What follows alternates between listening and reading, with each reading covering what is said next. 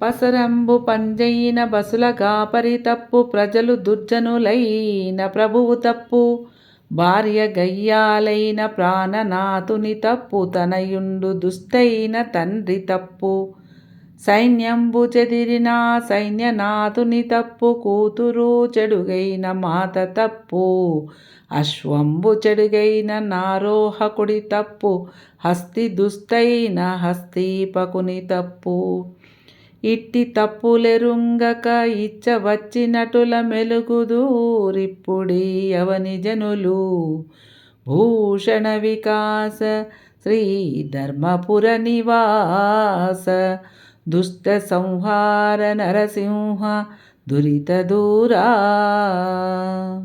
ఆభరణములచే ప్రకాశించువాడా, దుష్టులను సంహరించువాడా, పాపములను దూరం చేయువాడా, ధర్మపురి గ్రామంలో కొలువుదీరిన ఓ నరసింహస్వామి, పశువులు చెడ్డదైతే పశుల కాపరి తప్పు, ప్రజలు చెడ్డవారైతే పరిపాలించే ప్రభువుది తప్పు.